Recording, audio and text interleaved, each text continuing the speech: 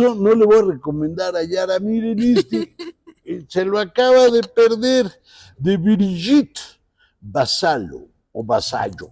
Lenguaje inclusivo y exclusión de clase. Oh, la onda no está mal. A mí lo publicó el Madía. Ok. No. ¿Cuál es la diferencia con él? Déjame poner más o menos las cosas sobre la mesa y luego vemos si nos convence o no. Bueno, primera cosa. Según esta mujer, el lenguaje inclusivo, con el que le ibas a hablar al galán que yo te iba a conseguir, no basta. La E, la arroba, la X, no basta.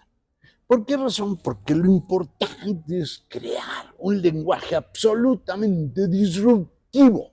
Hijo. Que destruya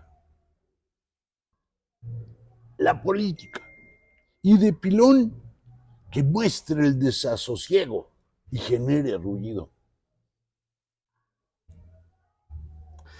Bueno, yo he de confesarles dos cosas. La primera sí me lo voy a echar. Claro. Porque es un tema que me importa desde hace mucho tiempo. Sí. Pero mi duda es, ¿qué tanta queja?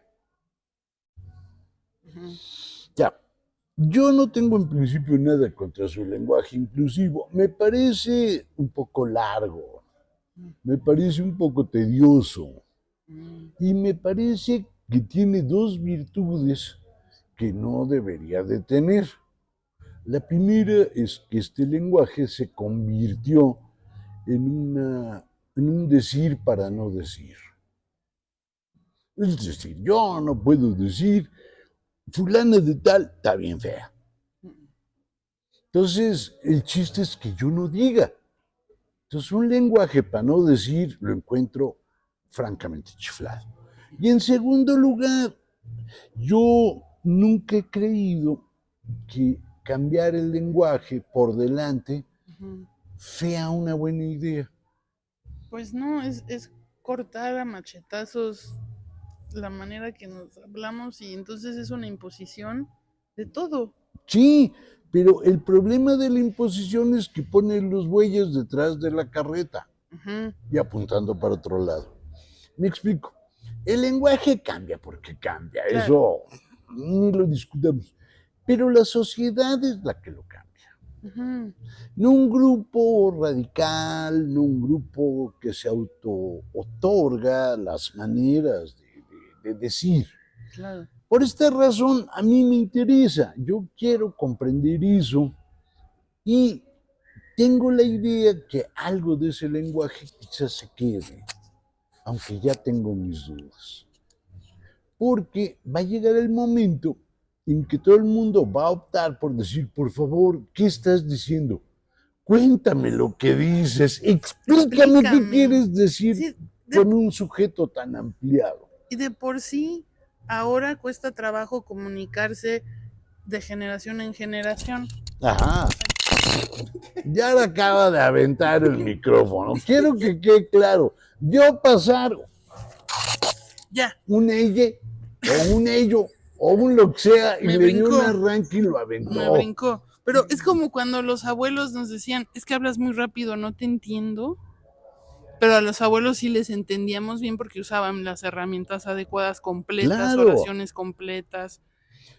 Y ahora lo que yo he visto con los de veintitantos, con los que trabajamos y colaboramos, es un proceso tan introspectivo para ellos comunicarse que te dicen, bien, o sea, peor, o sea, es más breve, ni siquiera escrito, te explican todo lo que quieren decir. No. Y entonces me la paso en un cuestionario constante. Claro, porque es un lenguaje para no decir. Y cuando dice, es un discurso de poder. Me explico. Sí.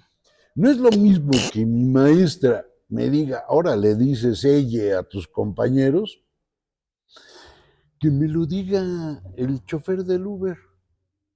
El chofer del Uber me dice, yo soy tu amiga y yo lo mande a volar. Es más, lo reporto. porque yo Tú puedes. puedo y Ujú. él no. Pero el profe sí puede y me hace bajar las orejas. Es decir, es un lenguaje de poder Sí. que deberíamos de tomar con riesgo, pero insisto, hay que entrarle. Y sobre todo, tengo la impresión, aquí me falta información, este libro allá en España ha sido discutidísimo. Entonces, entremos a la discusión. Ya si estamos de acuerdo o no con doña Brigitte, es lo de menos. Lo importante es leer, es discutir, Dialogar. dialogar. Oye, ¿ya ves estos que me gustan de Wunderkramer? Sí, ahora que Digo, nos a traes. nadie le Bueno, este le año interesa. tiene aniversario Arthur Conan Doyle, ¿no? Este Entonces, tiene a Sir ya. Arthur Conan Doyle. No, el año pasado. ¿O sí, este? No me No, acuerdo. este. Sí. Pero acá está padre, porque es un Sir Arthur Conan Doyle que nada más conocen de puras habladas. Ya ves que a Conan Doyle, como muchos de aquella época, pues les dio por el espiritismo. Entonces ahí se juntaban, vomitaban ectoplasma, levitaban, se volvían medium y escribían cosas larguísimas, etc. Y todo iba muy bien hasta que apareció un ingenio tecnológico, A ver. la foto. Y ese ingenio tecnológico le dio por retratar fantasmas. Es decir, yo te tomaba una foto, salía una sombra detrás de ti y decía, es tu ex-suegra.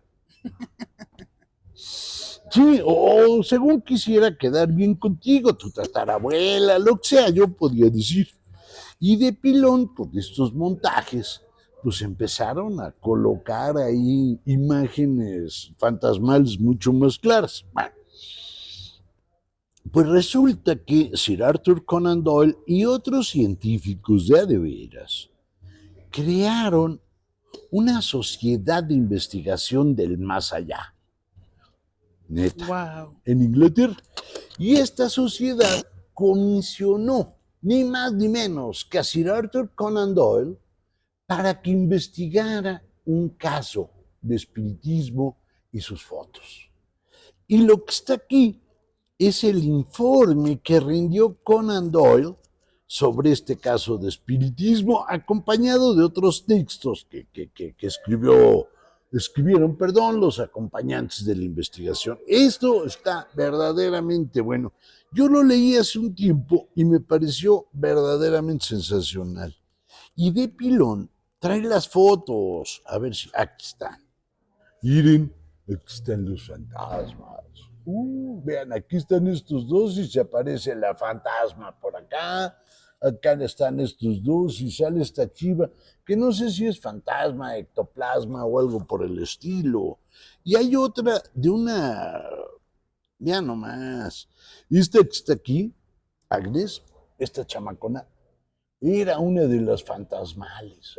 Está padrísimo, padrísimo. A mí me divirtió mucho este libro y me aclaró tantas cosas sobre los espiritasmas que me encantan. Échenselo. El caso de la fotografía de espíritus, de Arthur Conan Doyle. Luego, pues ya que andamos clasicones, híjole, me encontré una cosa que yo no sé por qué necesito. Necesito, aunque me lo van a birlar, nomás lo compre. Miren qué belleza. Son las iluminaciones de Rimbaud. Lo que tiene de padre, y esto es lo más interesante, es que está ilustrado por Frédéric Amat, que es una verdadera delicia de ilustrador. Y entonces vean qué bonito está. Ah, no, acá están los poemas en prosa, acá hay otras ilustraciones de Amat. Digo, platicarles de qué van las iluminaciones de Rimbaud no trae caso, pero es una edición hermosa que a uno le hace falta en su casa. Y les digo que si yo las compro, las iluminaciones, me las van a birlar. ¿Saben quién me las va a birlar? Mi hijo que está seguro de que se queda con todos mis libros de Rimbaud, pero está muy bien. Yo lo leería, lo tendría un rato y luego sería expropiado. Muy bien, ya tenemos a Rimbaud.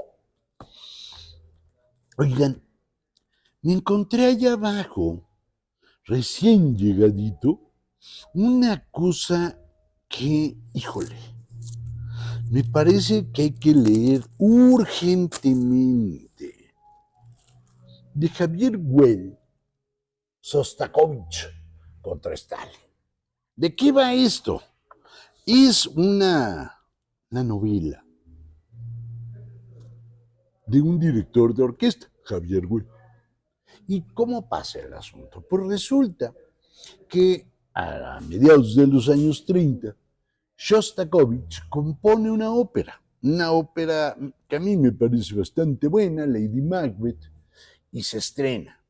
Se estrena, si mal no recuerdo, en Moscú, en el Teatro Bolshoi. Hasta ahí la historia de a de veras. Lo que mucha gente supone, y entre otros es lo que le da sentido a esta novela, es que en ese estreno ahí estaba Stalin, junto con algunos miembros del Politburó, y no se habían asomado para que los vieran, sino estaban tras una cortina. La ópera todavía no termina y Stalin dice, esto está de la riata, se para y se va. Y cuando se para y se va, eso es un problema político para Shostakovich. Y el resultado final es este enfrentamiento entre Stalin y el músico. La verdad es que pinta verdaderamente bien, a tal grado que aquí nos podremos enterar de lo que estaba detrás de lo que publicaba Pravda en aquella época. Pravda decía, Shostakovich es ruido en vez de música, lo cual que si te lo publicaban en Pravda, corrías el riesgo de irte al gulag. En fin, hay que entrarle. Esta está buena. Shostakovich contra Stalin es una cosa que vale la pena. Me gusta. Y de pilón, me encontré una cosa ahorita, de esto que está en inglés, que me pareció sensacional. 100 cartas que cambiaron al mundo. A mí me parece, aquí entre nos, que la correspondencia siempre es algo maravilloso. Puede ser maravilloso en el sentido de lo íntimo. Es decir, esa correspondencia, ese lugar donde podemos engolar la voz y pasarnos de veras. No solo eso, la correspondencia también es el lugar donde podemos mentir impunemente. Piensen en las cartas del siglo XIX, cuando él le escribía a ella, te deseo brutalmente, y aquella le contestaba, quiero quemarme en el fuego de la pasión, y en realidad pues era este juego de la correspondencia. Bueno, pero estas 100 cartas son las de a de veras, que según sus compiladores cambiaron la historia del mundo. Vamos, solo ahorita que lo acabo de ver, nada más me metí a una de ellas que me gusta mucho. La carta que Kennedy le mandó a Khrushchev para que no tronara los misiles en Cuba. Imagínate. O sea, esa sí es carta, lo demás son tarugadas. Si este no manda la carta, nosotros estaríamos transmitiendo desde la estratosfera, vete tú a saber desde dónde. O sería un mutante precioso, no sé. Vale la pena, entrele. Está bueno. Y aparte la edición está chula de preciosa, miren. Vean, este encabezado es bueno. Top Secret and Personal. Te lo estoy dejando claro, ¿no? Top sí. Secret, ya. Si tú lo divulgas, ya es tu. Si tú lo divulgas, miren, aquí están las cartas. Tiene el defecto de cualquier otro libro que sea de otra nación.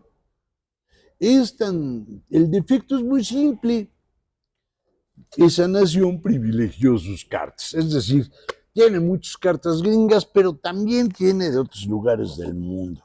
Oigan, Y ya para terminar, no, no es cierto, me falta uno, acabo de mentir. Miren lo que salió también de este señor Ryan, los últimos días del Imperio Otomano. Alguien me diría, oye, José Luis, ¿y a quién le importa el Imperio Otomano? Bueno, a mí. Y como yo escojo los libros, pues a mí me importa.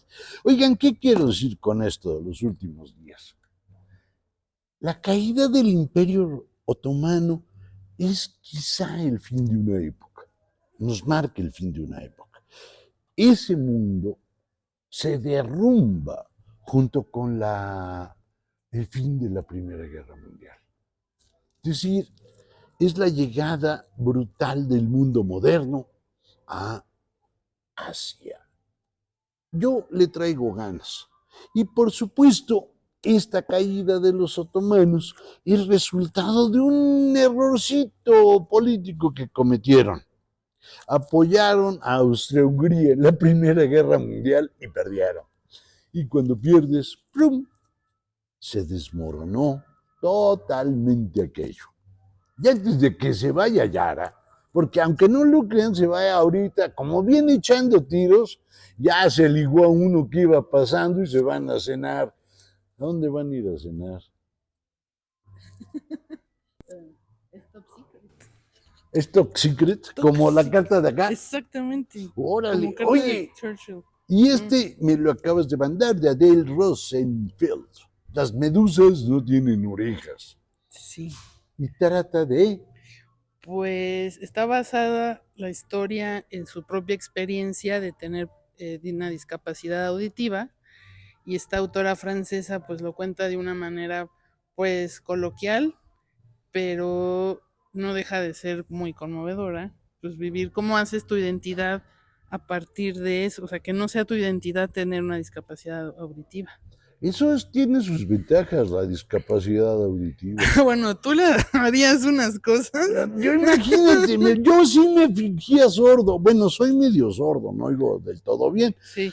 Pero yo sí me fingía totalmente sordo, nada más para darle gusto a mi abuelo. Mi abuelo decía, para lo que uno tiene que oír, vale más quedarse sordo, man. O sea, yo hay veces que estoy en algunas juntas o cosas por el estilo y dices, ching, para lo que tengo que oír. Te entiendo. Que me vuelva una medusa. Bueno, entonces vamos para atrás. Las medusas no tienen orejas. Los últimos días del Imperio Otomano. Las 100 cartas que cambiaron al mundo. Shostakovich contra Stalin. Rimbaud con las iluminaciones. El caso de la fotografía de los espíritus. Y, por supuesto, lenguaje inclusivo y exclusión de clase. Échenselos, de verdad están buenos. Cada quien puede tener su preferencia. En este caso yo me quedo con el de Shostakovich contra Stalin. Digo, si fuera Vox, pierdo Shostakovich. Pórtense bien. Bye, bye.